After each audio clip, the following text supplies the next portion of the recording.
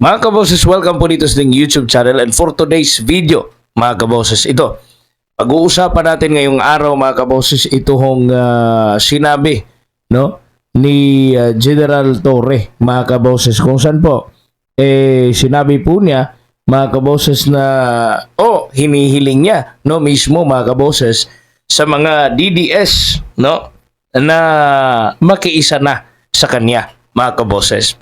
Ayon po dito sa unofficial Ronald Bato de la Rosa Solid Supporters FB page, nananawagan raw po si PNP Chief Police General Nicolas Torre III sa mga taga-suporta ni dating Pangulong Rodrigo Duterte na makipagsanib pwersa na lamang sa kanila, mga kaboses, imbis na raw ho gumawa pa ng dibisyon, mga kaboses. So, pakinggan po natin ngayon ito pong interview mismo, para kayo mismo, mga kaboses, is mag-analyze, kasi po sinabi niya po talaga na magkaisa na lang tayo, no? Huwag na kayong mag-atake pa diyan o kahit ano, mga kaboses. Bago po 'yan, pakinggan po muna natin ito pong bago po tayo magbigay ng komentaryo, mga kaboses, papanoorin muna natin ito pong video niya, no, mga kaboses. Ito pong video mula po sa Abante News Online, mga kaboses, kung saan po tinawag po ni Philippine National Police Chief Police General Nicolas Torre III na mahihina ang kukote raw ho ng mga DDS o taga-suporta ni dating Pangulong Rodrigo Duterte. Naku po, no? Naku po. Mahina ba talagang kukote ng mga DDS? Ano sa tingin nyo? Komento nyo dyan, mga kaboses. Kaya nyo bang, lalo na po sa mga tagapakinig natin o tagapanood na mga duda DDS supporter, Solid Duterte supporters, mga kaboses, anong masasabi nyo rito? Sa statement ni General Torre III, mga kaboses, na mahina raw yung kukote ng mga supporter ng ni Duterte, mga kaboses. Yan po yung tawag ni General Torre. Pakinggan po natin itong video na to.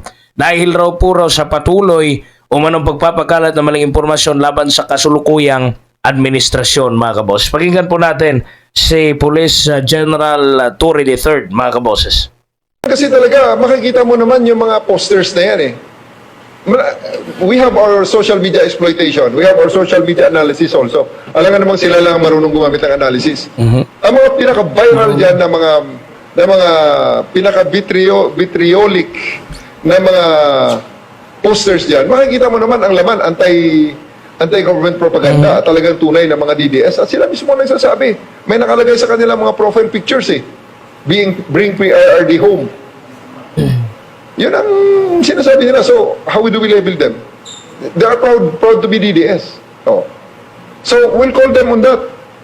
May nagpalabas yung pulis at saka yung Iranian na nag-away dahil sa isang traffic altercation. That happened during the last days of the waning days of Mr. Duterte's term. So bakit nga pinapalabas nila na para bang nangyari kahapon lamang? Wala na kasi silang bala. Yun nga ang masama ron. Wala na silang bala. Nauubusan na sila ng bala. Nauubusan na sila ng issue na itapon sa gobyernong ito. Kaya ayun, naghuhukay ngayon. Nakalimutan yata nila. Talagang pinapakita lang talaga nila na medyo naubusan na rin ng issue. May kulang talaga sila eh. Hindi ba? Nako. Hindi ba nila na-realize yun na napakadaling hukayin? Their word will be against the record of the internet. So napakadaling tanggap niyo po ba yun, mga kaboses, yung sinabi ni General Torre? Ang sa aking panawagan na lang, Pilipino tayo pare-pareho, gusto natin na mag-improve ang ating bansa. Magsama-sama na lang tayo. Kalimutan nyo na muna yung mga differences na yan. All those cases all those issues that they are saying, that they are harping about, bring PRRD home, nasa hig na eh. Andyan na nga yung international court na nga ang nagtatry eh. Gusto nyo ng purpose, tunay na batas? Gusto nyo ng patas na batas? Sila. Bring ano pa ba ang mas patas kaysa sa mga taga nandyan sa Hague? Mga foreigners yan na wala namang pakialam sa atin. Ay sa kanila, tinitingnan lang nila kung ano ang ebidensya ng prosecution at ebidensya ng depensa. At tandaan natin, huwag nating kalimutan, ang mga sa korte na yan, sa kasong yan, ang complainant, walang iba, Pilipino pa rin. Mga Pilipinong nawalan ng pag-asa nung panahon ni Mga Duterte. adik. Nawalan ng pag-asa ng mga kuha ng hustisya dito sa Pilipinas. Ulitin natin yan. Huwag nating kalimutan yan. They are Filipinos. Hindi sila Okay. foreigners.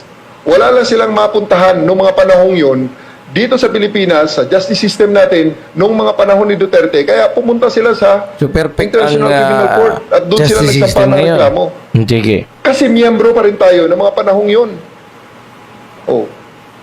Siya na So, ngayon ano ang ang- tagapagsalita ng dahiga. Anong nirereklamo ng mga DDS na to? Shortcut na lang ang lahat? Hindi pwede yung shortcut. Kasi nga, dahil sa kasi shortcut na yan, eto na ngayon, pag tinanong na sa isang formal investigation, bigla na lang magsasabi sila, I have my right to remain silent, I have my right against self-incrimination. Kaya ulitin ko uli sa mga enablers din. If you are so proud of what you've done, if you think that what you did was the correct thing to do, why is it now that when you are asked in a formal investigation, bigla na lang mag-right to remain silent at mag-right against self-incrimination kayo? Ayun. Proud bang kaya kayo? Tama ba kaya ang ginawa nyo? E di panindigan nyo ang inyong ginawa. Sabihin nyo kung anong inyong ginawa, aminin nyo. Ayun, mga kaboss, yun po yung video mula sa Abante News Online, mga kabosses. Okay.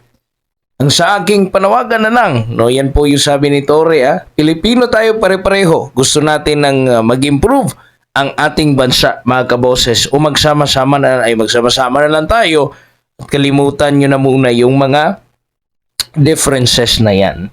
So, komentaryo tayo. Medyo konti lang na mga punto.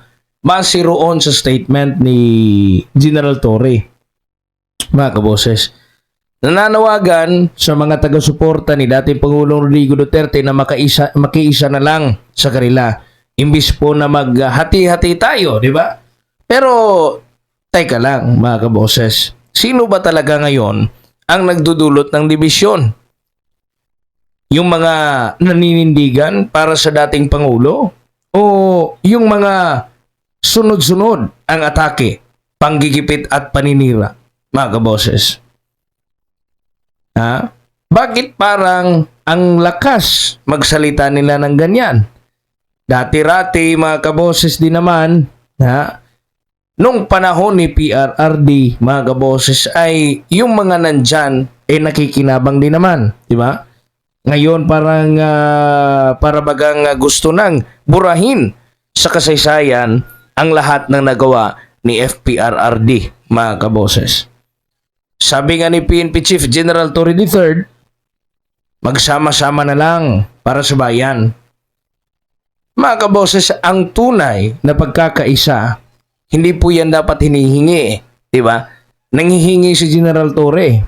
Dapat yan po pinapatunayan, di ba? Mga kaboses. Ngunit, kung atin pong pakikinggan, mga kaboses, ano kayang klaseng pagkakaisa ang inaalok nila, mga kaboses? Yung pagkakaisa ba na tiklop ang tuhod sa mga nandyan sa gobyerno? Yung pagkakaisa bang walang paninindigan sa ating kasarinlan?